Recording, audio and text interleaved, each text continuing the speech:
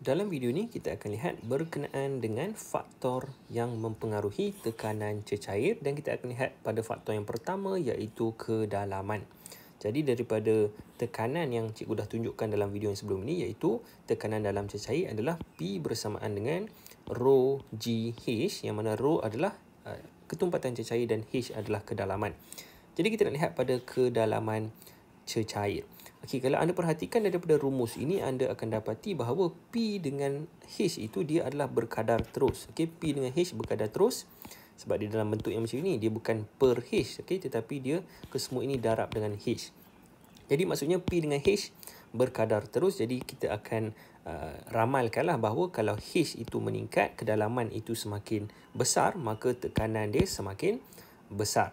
Okey, jadi macam mana kita nak test ataupun kita nak uji yang faktor ini, okey, faktor yang mempengaruhi tekanan cecair. Jadi kita boleh buat satu eksperimen yang anda boleh buat di rumah pun, iaitu anda ambil satu botol, okey, botol yang tak guna ke, kemudian anda isikan air sampai penuh. Okey, jadi kita isikan air sampai penuh lah. Jadi anda akan dekat bawah ini semua ada air. Okey, kalau ikutkan tekanan cecair, kalau kita lihat pada air ini, air dalam botol ini yang berada di atas ini, yang ini adalah dia punya permukaan air lah. Jadi kita akan expect, okey, kita akan ramalkan bahawa contoh macam kalau kita ada di dua tempat, satu di sini dan satu di bawah ini, maka sudah tentu yang berada di atas ini mempunyai tekanan yang kurang berbanding dengan yang dekat bawah kerana kedalaman dia adalah sedikit sahaja. Okey, jadi macam mana kita nak uji ataupun kita nak test bagaimana kedalaman ini dipengaruhi, kedalaman mempengaruhi tekanan. Jadi caranya adalah dengan kita boleh tebuk lubang pada botol ini. Okey, kita boleh tebuk satu lubang dekat atas. Okey, kita boleh tebuk lubang dekat atas ini yang mana kita boleh kira ketinggian dia ataupun kedalaman dia. Andaikan yang ini adalah sebanyak 2 cm sebagai contoh. Kemudian kita tebuk lagi satu yang mana kedalaman dia adalah lagi 2 cm. Okey, kita tambah lagi 2 cm dan yang lagi satu adalah yang paling bawah sekali, okey, lagi 2 cm. Jadi apa yang kita ramalkan akan berlaku? Okey, kalau ikutkan daripada tekanan cecair, bila H lagi besar, maksudnya H lagi besar itu dia lagi dalam lah.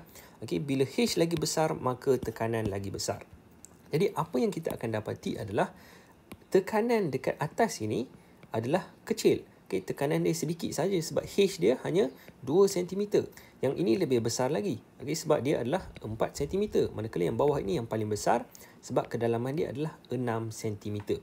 Jadi air yang akan terpancuk keluar tadi, terpancuk keluar nanti adalah dalam bentuk seperti ini. Yang atas sekali dia akan jatuh sedikit saja.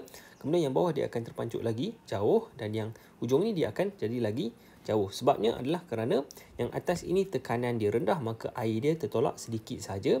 Yang ini sederhana dan yang bawah ini yang paling kuat. Okey, jadi cikgu harap dapatlah idea dia bagaimana kedalaman air mempengaruhi tekanan dalam cecair. Okey, ada lagi satu perkara lagi yang cikgu nak bawa, iaitu kadang-kadang soalan mungkin tanya apa yang akan berlaku sebagai contoh selepas beberapa saat. Okey, selepas beberapa saat kita tebuk air ini. Okey, andaikan situasi yang sama cuma dalam kes kali ini, okay, cikgu salin balik.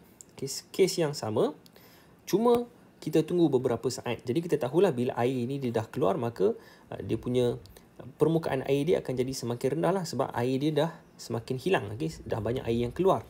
Jadi kita boleh lukiskan semula. Okay, andaikan dia berada di sini.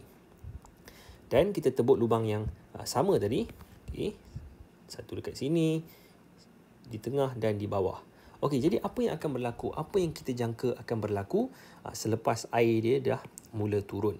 Jadi jawapannya adalah bila air dia dah mula turun, maka H dia pun akan berubah. Okey, asalnya tadi yang ini adalah 2 cm. Tapi sebab air dia dah makin berkurang, kita tak boleh lagi ambil ketinggian dekat sini. Okey, kedalaman dia tak boleh ambil daripada sini sebab bukan di sini permukaannya. Permukaannya dah turun ke bawah, iaitu di sini. Okay, jadi bila dia berkurang, maka tekanan dia pun akan semakin kecil. Okay, tekanan dekat sini akan lagi kecil daripada yang awal tadi. Yang ini pun sama, yang ini pun sama. Jadi kita boleh lukiskan contoh yang ini dia macam itu saja.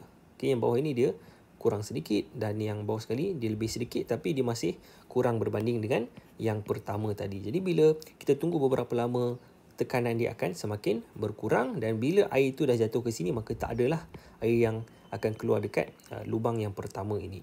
Okey, jadi itu berkenaan dengan faktor yang mempengaruhi kedalaman, faktor yang mempengaruhi tekanan cecair iaitu kedalaman. Jadi setakat itu saja untuk video ini. Kita jumpa lagi dalam video yang akan datang.